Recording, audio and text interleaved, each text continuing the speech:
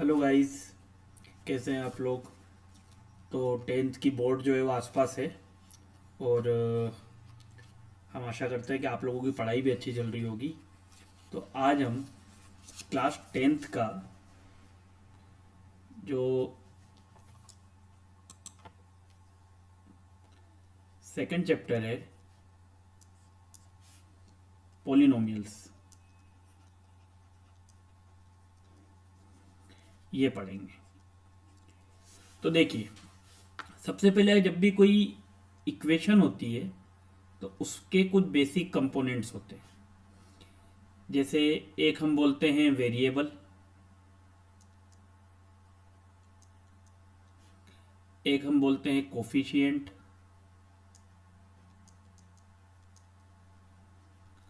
और एक हम बोलते हैं टर्म। अब मैं बात करूँ अगर वेरिएबल की, तो जब भी किसी इक्वेशन में ये जो अल्फ़ाबेट्स लिखे रहते हैं ए बी सी या एक्स वाई जेड, तो ये वेरिएबल्स कहलाते हैं। ठीक है। अब इस तरीके से अगर मैं लिखूँ 2x या -3y या 4z, तो ये जो वेरिएबल के साथ नंबर लिखा हुआ रहता है इसे हम बोलते हैं कोफिशिएंट। इसे हम क्या बोलते हैं? कोफिशिएंट। और कंबाइंडली ये जो पूरा लिखा हुआ रहता है 2x पूरा, इसको हम बोलते हैं क्या? टर्म। ठीक है। अब देखिए, उसके बाद अगर हम बात करें कि जैसे यहां पे लिखा है 2x, यहां लिखा है 3x + 4y, और अगर मैं यहां लिख दूं x + y + z, क्योंकि यहां पे एक ही टर्म है, ये पूरी एक टर्म है, इसलिए इसे हम कहेंगे मोनोमियल। इस वाले में दो टर्म है, इसे हम कहेंगे बाइनोमियल, और इसमें क्योंकि तीन टर्म है इसे हम कहेंगे ट्राइनोमियल। ठीक है। तो मोनोमियल, बाइनोमियल, ट्राइनोमियल। अब इंपॉर्टेंट चीज जो हमको यहां समझनी है वो है कि degree of polynomial, degree of polynomial क्या होती है, तो आप समझिएगा। अगर मैं आपको लिख के इस तरीके से देता हूं x + 2, एक इक्वेशन मैंने आपको ये लिख के दी, एक मैंने आपको लिख के दी x² + x+1, और एक मैंने आपको लिख के दी इस तरीके से कि x³ + x² + x+2, like this. आप देखेंगे ये जो आपके पास तीन पोलिनोमियल्स आपको नजर आ रहे हैं, ठीक है, इसके अंदर एक ही वेरिएबल का मैंने यूज किया है, x सब जगह पर सब में क्या डिफरेंस है? इस वाली इक्वेशन में आप देखेंगे तो x की जो हाईएस्ट पावर है वो है 1। तो इट मींस अगर मैं बोलूं कि इस पोलिनोमियल की डिग्री कितनी है तो वो होगी 1। तो कभी भी किसी भी इक्वेशन में जो वेरिएबल होता है उसकी जो हाईएस्ट पावर रहती है that is called degree of the polynomial. तो यहां पे अगर आप देखें तो x की हाईएस्ट पावर कितनी है? 2। तो डिग्री ऑफ पोलिनोमियल कितनी होगी? 2। और इस वाले में अगर मैं देखूं तो यहां पर आप देखेंगे x की जो हाईएस्ट पावर है वो कितनी है? 3। तो डिग्री ऑफ पोलिनोमियल कितनी हो जाएगी? 3। सो एक चीज जो बेसिक क्वेश्चन एक नंबर में कभी कभी पूछ लिया जाता है वो डिग्री ऑफ पोलिनोमियल से पूछ लिया जाता है। तो उसमें बिल्कुल एक बेसिक स्टफ है कि जो भी वेरिएबल होता है उसकी जो हाईएस्ट पावर, जो भी वेरिएबल यूज हुआ है, यूजुअली आपको जो इक्वेशन आएगी उसमें वेरिएबल एक ही होगा, एक्स होगा या वाई होगा या जेड होगा या ए होगा या बी होगा या सी होगा। तो आपको ये देखना है कि वेरिएबल की जो हाईएस्ट पावर है वही आपकी क्या कहलाएगी? Degree of polynomial. ठीक है। अब देखिए, अब अगर हम बात करें तो ये तो हो गया आपका सिंपल इंट्रोडक्शन किसका, कि पॉलिनोमियल्स क्या होते हैं, डिग्री क्या होती है। अब हमें इस चैप्टर में जो पढ़नी है वो है क्वाड्रेटिक पॉलिनोमियल। तो मैं आपको इसका सिर्फ एक बेसिक इंट्रोडक्शन दे देता हूं। क्वाड्रेटिक पॉलिनोमियल वो होती है जिसकी जो डिग्री होती है वो होती है 2। मतलब किसी भी पॉलिनोमियल की डिग्री अगर 2 है तो उसे हम कौन सा पॉलिनोमियल बोलेंगे, क्वाड्रेटिक पॉलिनोमियल। तो जो बेसिक एक क्वाड्रेटिक इक्वेशन लिखी जाती है उसका जो फॉर्म होता है वो ये होता है A X square plus B X plus C equal to 0। A X square plus B X plus C equal to 0। और किसी भी क्वाड्रेटिक पॉलिनोमियल के जीरोस फाइंड आउट करने के लिए, या अगर एक बेसिक लैंग्वेज में कहूं तो उसके फैक्टर्स फाइंड आउट करने के लिए, एक जो 6, 7, 8 में बेसिक चीज पढ़ाई जाती है उसको कहा जाता है फैक्टराइजेशन। उसे क्या कहा जाता है, फैक्टराइजेशन। तो हम ये मान के चलेंगे कि बहुत सारे बच्चों को वो चीज आती होगी। ठीक है, अब ये आपका हो गया बेसिक इंट्रोडक्शन। अब हम यहां पर देखें तो ये तो हो गया आपका एक इंट्रोडक्शन पॉलिनोमियल्स के लिए। पर आपकी जो फर्स्ट एक्सरसाइज है उसमें जो आपको चीज यहां पर दी है, ठीक है, वहां आपको क्या दे दिया है, वहां आपको दे दिया है ग्राफिकल रिप्रेजेंटेशन। क्या दे दिया है, ग्राफिकल रिप्रेजेंटेशन। अब ग्राफिकल रिप्रेजेंटेशन क्या होता है, तो देखिए जब भी कोई ग्राफ बनता है, ग्राफ तो हम सबने देखा ही होगा, तो जब भी कोई ग्राफ बनता है तो उसमें इस तरीके से दो एक्सिस होते हैं। ये वाला जो आपका हॉरिजॉन्टल एक्सिस होता है इसे एक्स एक्सिस कहते हैं, और ये जो आपका वर्टिकल एक्सिस होता है इसे वाई एक्सिस कहते हैं। ठीक है, ये जो चार हिस्से 1, 2, 3, 4 इन्हें कहा जाता है क्वाड्रेंट्स। इन्हें क्या कहा जाता है, क्वाड्रेंट्स। तो इतना आपके लिए एक बेसिक अंडरस्टैंडिंग है। तो ग्राफिकल रिप्रेजेंटेशन मतलब कि अगर मैं कहूं कि y equal to f x, या दिया हुआ है जैसे y equal to p x, तो इसका मतलब होता है कि ये जो ग्राफ है इसमें जो y है वो फंक्शन है किसका, x का। y जो है वो फंक्शन है किसका, x का। और अगर इसी को मैं इस तरीके से लिख दूं कि x equal to f y, it means जो इसमें x होगा वो फंक्शन हो जाएगा किसका, y का। क्लियर। अब ये आपका एक बेसिक सा इंट्रोडक्शन है ग्राफिकल रिप्रेजेंटेशन को लेके, कि आपको ये क्लियर होना चाहिए कि एक्सिस कौन कौन से होते हैं। जो आपका हॉरिजॉन्टल एक्सिस होता है ये वाला, वो होता है आपका एक्स एक्सिस, और ये जो आपका वर्टिकल एक्सिस होता है ये होता है आपका वाई एक्सिस।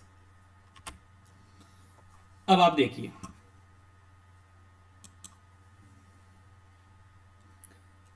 अगर मैं एक्सरसाइज 2.1 को देखूं तो 2.1 में मुझे दिया गया एक क्वेश्चन जिसमें मुझे कुछ ग्राफ दिए गए हैं, और उसमें मुझे कहा गया है कि y जो है वो फंक्शन है किसका, x का।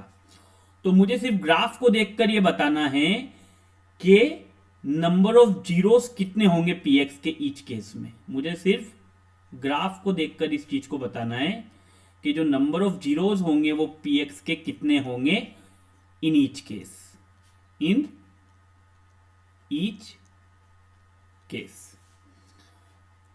तो इसमें जो फर्स्ट वाला है, सबसे पहले अगर आप वो ग्राफ देखें तो एक सिंपल सा आपको इस तरीके से ग्राफ दिया हुआ है।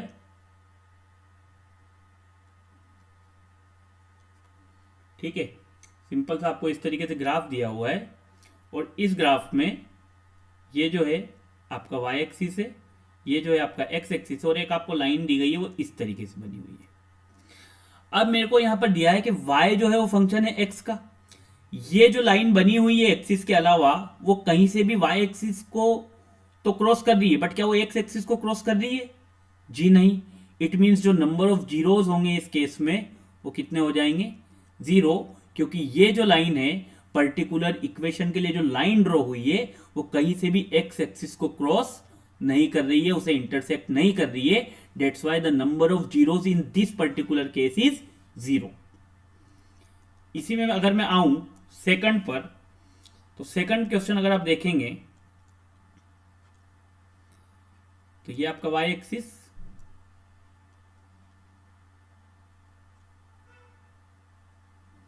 ठीक है,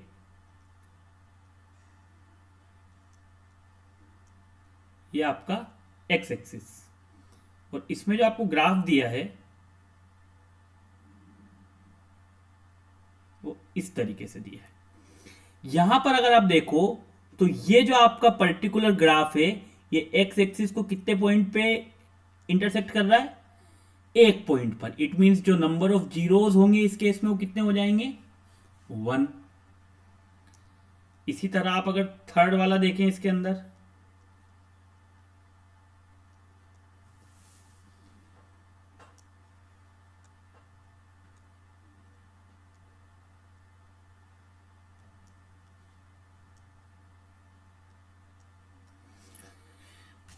ये आपका वाई एक्सिस, ये आपका एक्स एक्सिस। इसमें आप ग्राफ को देखें तो वो यहां से होता हुआ, यहां होता हुआ, देन यहां होता हुआ, देन यहां होता हुआ, इस तरीके से बना हुआ है। एक्स एक्सिस पे कितने जगह पर इंटरसेक्ट कर रहा है? 1, 2, 3। तो नंबर ऑफ जीरोज इस केस में कितने हो जाएंगे? 3। सो this is the graphical representation of any graph. ठीक है, तो आपको कभी भी इस तरीके से अगर कोई क्वेश्चन आ जाए तो आपको नंबर ऑफ जीरोज अगर ग्राफ को देखकर फाइंड आउट करने हैं, so this is the way to find out the number of zeros by seeing a graph. ठीक है, यहां पर आपको इस चीज को ध्यान रखना है। ठीक, अब हम आते हैं इस चैप्टर के अगले एस्पेक्ट पे, और वो अगला एस्पेक्ट क्या है? वो अगला एस्पेक्ट है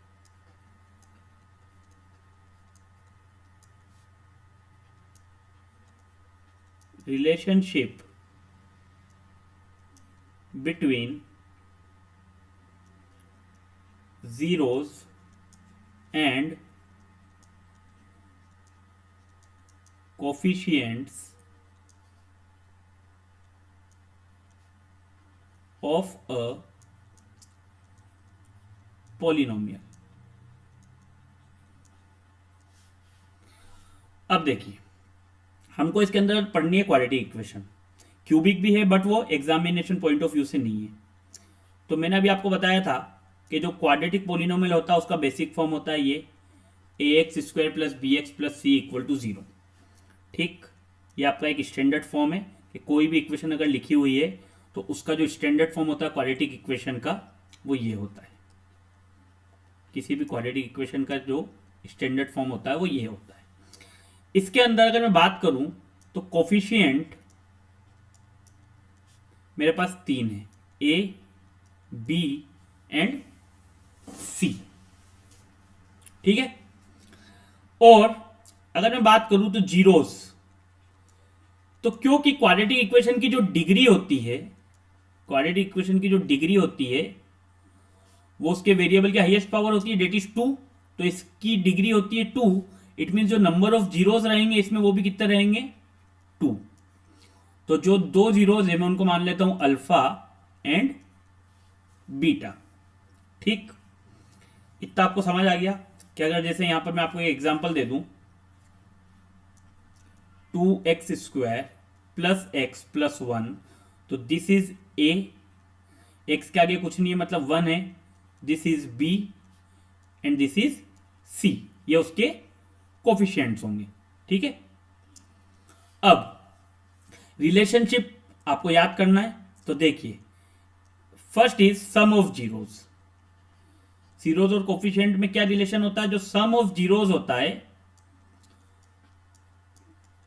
वो होता है alpha plus beta is equal to minus B by a. Alpha plus beta equal to minus B by A. And जो प्रोडक्ट ऑफ जीरोज होता है, जो क्या होता है? प्रोडक्ट ऑफ जीरोज होता है, वो होता है alpha into beta equal to C by A. तो ये आपको दो चीजें जो हैं वो बहुत इंपॉर्टेंटली ध्यान रखनी है, sum of zeros and product of zeros. ठीक है, alpha plus beta equal to minus B by A and alpha into beta equal to C by A. अब हम तो ये मान के चलते हैं कि बहुत सारे बच्चों को फैक्टराइजेशन आता होगा। ठीक है, अगर नहीं भी आता है तो आप इस वीडियो को देखने के बाद उस चीज को सीख जाएंगे। अब हमने बेसिक इंट्रोडक्शन ले लिया। अब हम आ गए हैं अपनी एक्सरसाइज 2.2 पर। तो 2.2 जो है उसके क्वेश्चन नंबर फर्स्ट के क्वेश्चंस मैं आपके लिए सॉल्व करूंगा, ठीक है। अब देखिए क्वेश्चन ये है कि find the zeros of the following quadratic polynomials. हमें सबसे पहले क्या फाइंड करना है, जीरोस फाइंड आउट करना है, एंड देन वेरीफाई करना रिलेशनशिप को between, then verify relationship between zeros and coefficients. Zeros और कोफिशिएंट्स में जो रिलेशन है उसे वेरीफाई करना है, ठीक है। तो ये हमारा बेसिक सा क्वेश्चन है। फर्स्ट वाला क्वेश्चन अगर मैं देखूं तो आप देखिए x square minus 2x minus 8, यह होता है एक quadratic equation A X square plus B X plus C, ठीक। यहां पर एक इक्वेशन है जिसकी डिग्री है 2, इट मीन ये क्वाड्रेटिक पॉलिनोमियल है। अब देखिए मैं आपको सबसे पहले सिखाता हूं कि कैसे आप किसी क्वाड्रेटिक इक्वेशन को फैक्टराइज कर सकते हैं। तो सबसे पहले x के आगे कुछ नहीं लिखा है, मतलब क्या लिखा है 1।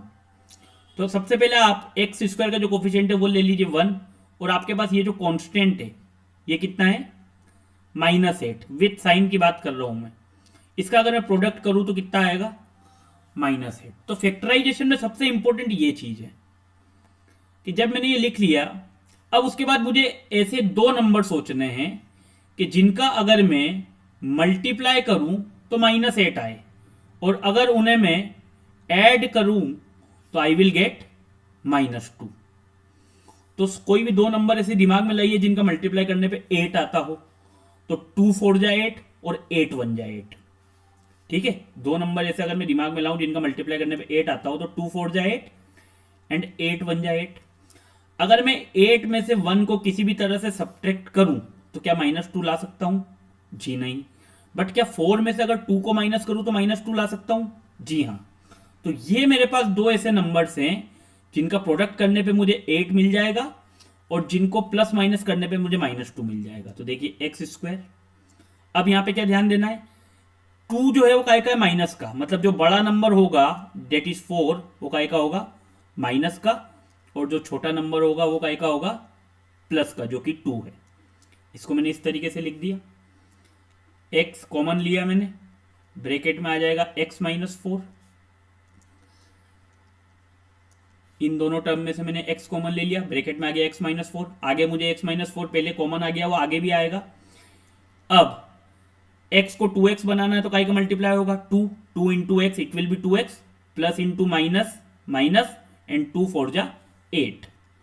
तो मेरे पास यहां पर जो दो टर्म्स आई है वो ये है x + 2 एंड x -4। इन दोनों को मैं किसके बराबर रखूंगा, 0 के बराबर। जब मैं x + 2 को 0 के बराबर रखूंगा तो मुझे x की वैल्यू 1 मिलेगी -2, और जब मैं x -4 को 0 के बराबर रखूंगा तो मुझे x की वैल्यू मिलेगी 4। तो मेरे जो दो जीरोस मुझे फाइंड आउट करने थे, अल्फा मेरा हो गया -2 और बीटा मेरा हो गया 4, ठीक है। ये तो हो गए मेरे जीरोस फाइंड आउट।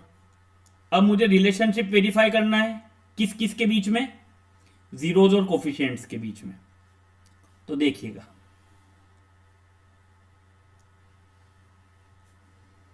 यहां पर देखिए आप, alpha plus beta equal to मैंने पढ़ा था क्या होता है -b/a। अल्फा कितना है -2, बीटा कितना है +4, -b, ये रही equation ax² plus bx plus c। तो b की जगह कितना लिखा है -2, तो b की जगह कितना आएगा -2, और a मतलब x के साथ जो लिखा है डेट इज +1, तो यहां पर a की जगह क्या आएगा 1, +4 में से -2 जाएगा तो कितना बचेगा +2, माइनस इंटू माइनस प्लस, क्या बच गया 2, तो हो गया alpha plus beta equal to -b/a, that is +2 equal to +2। Similarly अगर मैं बात करूं यहां पर alpha into beta equal to क्या होता है c/a। अल्फा कितना है -2, बीटा कितना है 4, c की वैल्यू कितनी है ये रही -8, और a की वैल्यू कितनी है 1, प्लस इंटू माइनस माइनस 4 2 जा 8, -8 equal to -8, that is my answer. तो ये सिंपल सा तरीका है किसी भी क्वाड्रेटिक इक्वेशन को सॉल्व करने का। ठीक है, तो फैक्टराइजेशन बहुत बेसिक स्टफ है जो हमें अच्छे से आना चाहिए। अगला देखिए, इसी का आप अगर सेकंड क्वेश्चन ले लें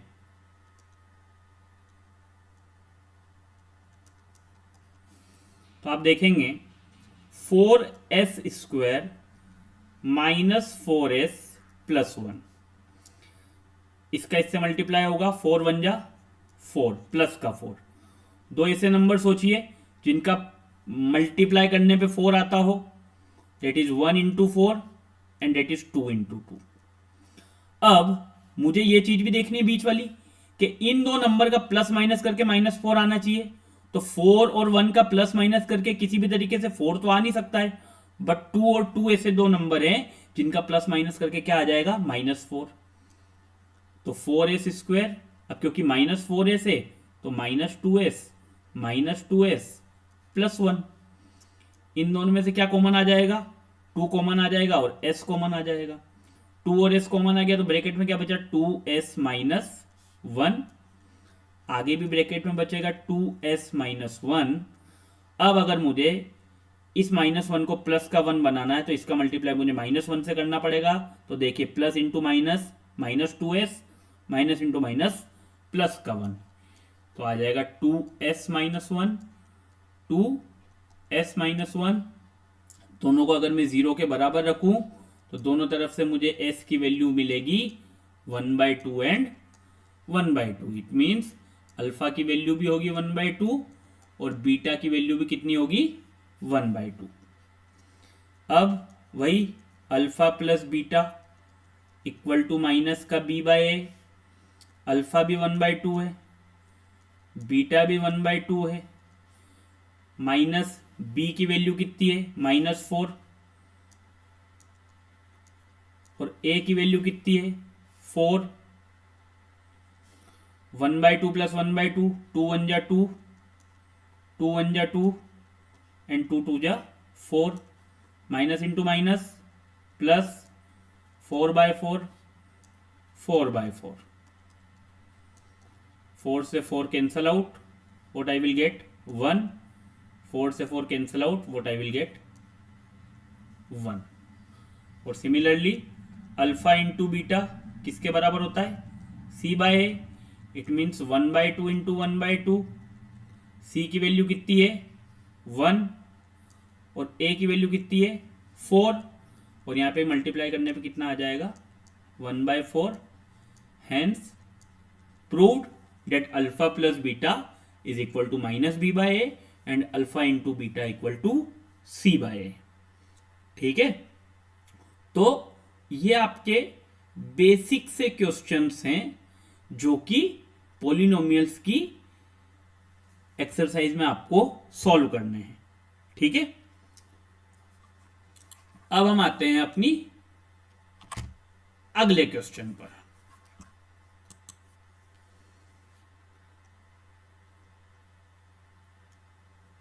थर्ड वाला क्वेश्चन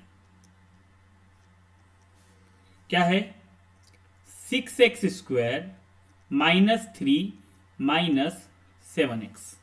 अब देखिए यहां पे कुछ लोग कंफ्यूज हो जाते हैं, इसको तो a मानेंगे पर इसको b मान लेंगे और इसको c मान लेंगे। जी नहीं, ये आपको कंफ्यूज करने के लिए चीज दी गई है। जब भी आपको कोई इक्वेशन इस ऑर्डर में मिले, आप हमेशा इक्वेशन को डिग्री के हिसाब से अरेंज कर लें इस तरीके से, 6x² -7x -3।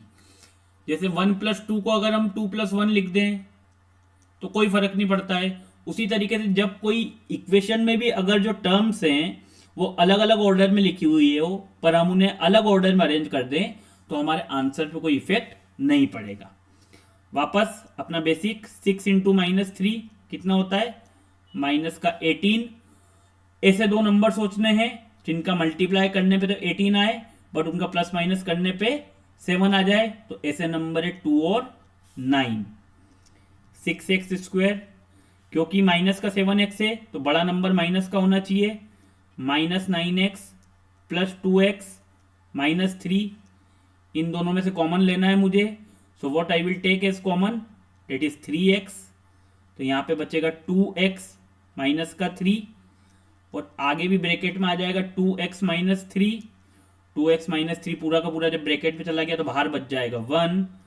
So 3x plus 1 and 2x minus 3। तो यहाँ से मुझे जो दो जीरोस मिलेंगे वो मिलेंगे x की वैल्यू -1/3 और x की वैल्यू 3/2। ये हो गया मेरा अल्फा और ये हो गया मेरा बीटा। अब मैं आपके लिए सिर्फ इक्वेशन सोल्व किए दे रहा हूं, जो रिलेशन है जीरोस और कोफिशिएंट्स का, alpha plus beta equal to -b/a and alpha into beta equal to c/a, वो आपके लिए होमवर्क है। ठीक है, वो आपको सॉल्व करना है। अगर आपको उसमें कोई दिक्कत आती है तो आप हमें कमेंट करके बताएंगे, हम आपके लिए वो चीज भी सॉल्व कर देंगे। ठीक है, नेक्स्ट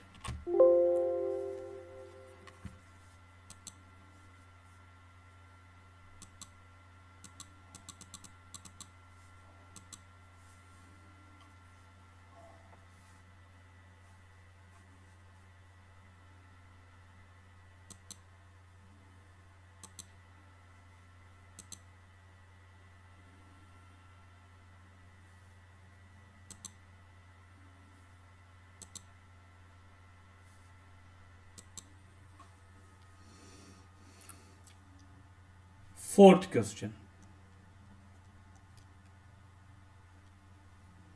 देखिए। जो फोर्थ क्वेश्चन है इसमें लिखा है 4u² प्लस 8u, इस तरीके से। इट मीन्स यहां पे सिर्फ इतनी सी चीज लिखी है। क्लियर? अब यहां पे हम कैसे सॉल्व करेंगे, तो देखो, अगर मैं 4u कॉमन ले लूं, पूरा क्या कॉमन ले लूं, 4u, तो यहां पे क्या बच जाएगा, यहां पे बच जाएगा u प्लस 2। ठीक है, तो ये मेरे पास दो फैक्टर्स हो गए। जब मैं 4u को 0 के बराबर रखूंगा तो मुझे 1 मिलेगा 0, और जब मैं u प्लस 2 को 0 के बराबर रखूंगा तो मुझे एक वैल्यू मिलेगी -2। इट मीन्स जो अल्फा है वो हो गया 0 और जो बीटा है वो हो गया -2। यहां पे मैं आपके लिए वो सोल्व कर देता हूं क्योंकि यहां पे थोड़ा सा ट्रिकी है। इट मीन्स आप अगर इस इक्वेशन को देखें तो ये ऐसी लिखी है 4u² plus 8u। It means अगर मैं इसे उस इक्वेशन से कंपेयर करूं कि ax² plus bx plus c, तो a मेरे पास है 4, b मेरे पास है 8, सो c की वैल्यू मेरे पास क्या होगी, जब यहाँ कुछ नहीं है तो c की वैल्यू को क्या मानना है, 0, क्योंकि 0 से अगर मैं किसी नंबर का मल्टीप्लाई कर दूं वो 0 होगा। इट मीन्स जो कांस्टेंट c की वैल्यू होगी वो कितनी होगी, 0। अब अगर मैं अपने उस पर रिलेशनशिप को वेरीफाई करने पे आऊं तो अल्फा प्लस बीटा किसके बराबर है, -b/a। It means 0 plus -2। b की वैल्यू आप देखिए, b की वैल्यू कितनी है, प्लस का 8, और a की वैल्यू कितनी है, 4। 4 2 जा 8, और आगे साइन किसका है, माइनस का, तो -2 इक्वल टू -2। और अगर अल्फा इंटू बीटा करूं तो वो किसके बराबर होता है, c/a। अल्फा कितना है 0, बीटा कितना है -2, c की वैल्यू कुछ नहीं है, मतलब यहां पे क्या है 0, 0 डिवाइड बाय 4। तो 0 से किसी भी नंबर का मल्टीप्लाई करो तो भी 0 आता है, और 0 को किसी भी नंबर से डिवाइड करो तो भी 0 आता है। हेंस प्रूव्ड कि अल्फा प्लस बीटा जो होता है वो -b/a के बराबर होगा, और अल्फा इंटू बीटा जो होता है वो c/a के बराबर होगा। क्लियर? Next, fifth one.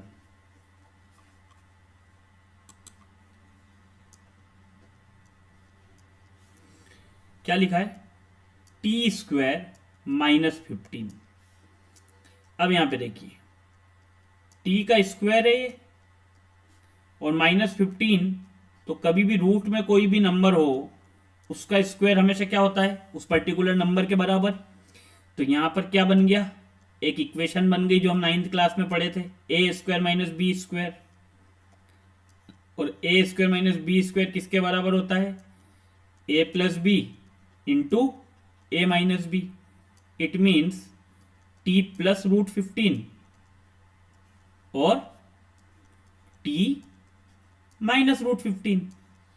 जब मैं दोनों को जीरो के बराबर रखूं तो टी की वैल्यू एक तो आएगी माइनस का √15 और एक तरफ टी की वैल्यू आएगी प्लस का √15. ये हो गया मेरा अल्फा और ये हो गया मेरा बीटा. अब काम आपका ये है कि थोड़ा सा अपने रूट के जो कॉन्सेप्ट है उन्हें क्लियर करें और ये प्रोडक्ट चेक करें कि क्या alpha plus beta minus B by A के बराबर है और क्या alpha into beta C by A के बराबर है. In my opinion, this question is one of the important question and one of the trickier question which may be asked in your examination. इस type के question या ऐसा ही question या यही question आपको एग्जाम में 2 नंबर या 3 नंबर में मिल सकता है. The last question, it is the 6th one. क्या लिखा है? 3x square minus x minus 4. Basic concept 3 into minus 4 minus 12. दो ऐसे नंबर जिन्हें मल्टीप्लाई करने पे तो माइनस 12 आए और प्लस माइनस करने पे यहाँ पर कुछ नहीं मतलब 1 है तो 1 आ जाए. तो मेरे लिए दो ऐसे नंबर है 4 और 3. तो इसको मैं कैसे लिखूंगा? 3x स्क्वायर, क्योंकि x के आगे माइनस का साइन है तो बड़ा नंबर माइनस का होगा. ठीक है, इसमें से मैं क्या कॉमन ले सकता हूं? x कॉमन ले सकता हूं. ब्रैकेट में क्या बचेगा? 3x minus 4. आगे भी ब्रैकेट में क्या आएगा? 3x minus 4. पूरा 3x माइनस 4 जब ब्रैकेट में आ गया तो बाहर क्या बच जाएगा? +1. x प्लस 1 और 3x माइनस का 4. x की वैल्यू आ जाएगी 0 पे रखने पे -1 और यहाँ 0 पे रखने पर x की वैल्यू आ जाएगी 4/3. ये हो गया मेरा अल्फा और ये हो गया मेरा बीटा. और आप फाइंड आउट करेंगे इसके अंदर relationship between zeros and the coefficient. Alpha plus beta equal to minus B by A and alpha into beta equal to C by a. Clear? अब हम आ गए हैं इस एक्सरसाइज के आखिरी क्वेश्चन पर, जो कि है हमारी एक्सरसाइज 2.2 का क्वेश्चन नंबर 2. इसके अंदर क्या कहा गया है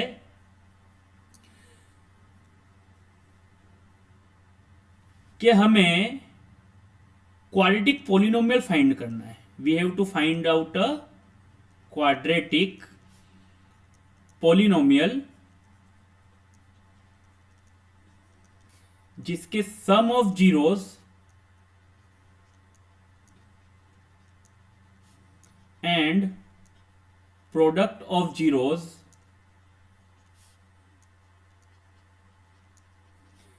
इज गिवन.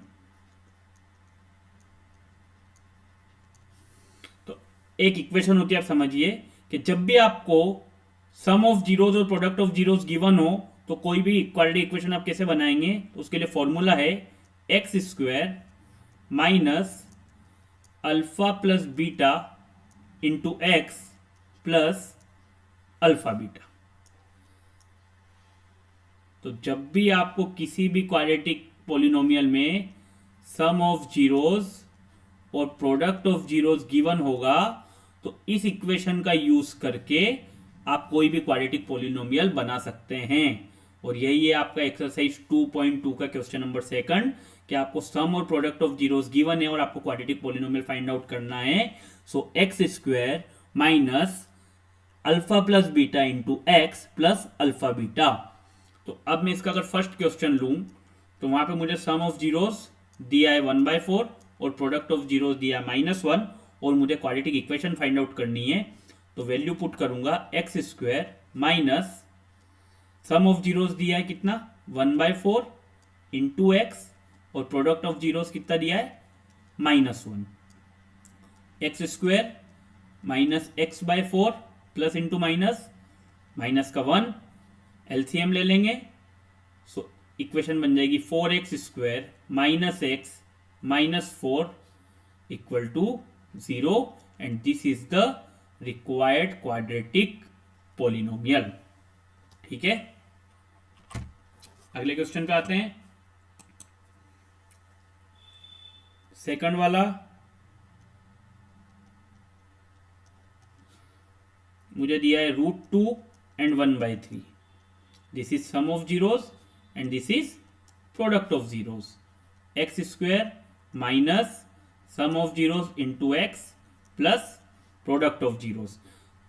तो X square minus sum of zeros की वैल्यू कितनी है √2x और प्रोडक्ट ऑफ जीरोस की वैल्यू कितनी है 1/3। आप चाहें तो एलसीएम भी ले सकते हैं।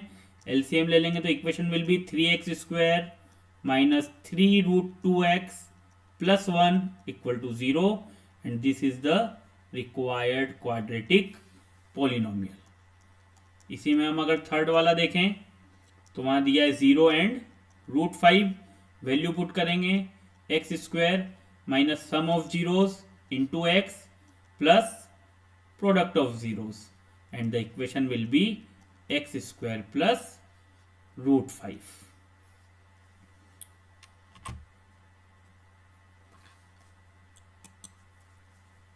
इसी तरह हम देखें अगर फोर्थ वाले में, तो फोर्थ वाले में हमें जो सम और प्रोडक्ट ऑफ जीरोस दिया है वो क्या दिया है, वो दिया है 1 and 1। So X square minus sum of zeros कितना है 1 into x plus 1। So X square minus x plus 1 and that is the required equation। Fifth वाले पे अगर मैं आऊं तो -1/4 एंड 1/4। सो -1/4 एंड 1/4 को अगर हम करें तो आपके पास क्या आएगा x square minus -1/4 into x plus 1/4। Minus into minus this is plus 1/4x plus 1/4। अगर आप एलसीएम ले लें तो equation will be 4x square plus x plus 1 equal to 0। Clear? So this is the basic formula which we can use when sum of zeros and product of zeros is given to us. आपको सिर्फ ये formula that x square minus alpha plus beta into x plus alpha beta, ये याद रखना है। इससे आप कोई भी क्वेश्चन इस टाइप का सॉल्व कर सकते हैं।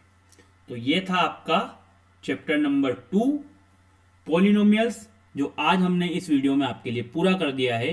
अगर आपको ये चैप्टर अच्छे से समझ आता है तो प्लीज़ हमारे वीडियो को लाइक कीजिए, ज़्यादा से ज़्यादा शेयर कीजिए, अपने दोस्तों को भी बताइए और हमारे चैनल को सब्सक्राइब कीजिए। हम आपके लिए और ऐसे अच्छे अच्छे वीडियोस और ऐसे इजी वे में आपको समझाने के तरीके, जिससे आप लोग मैथ्स को इजीली समझ सके और अपनी आने वाली एग्जामिनेशन में अच्छा स्कोर कर सके। इन्हीं आशाओं के साथ आपसे आज विदा लेते हैं। Thank you so much.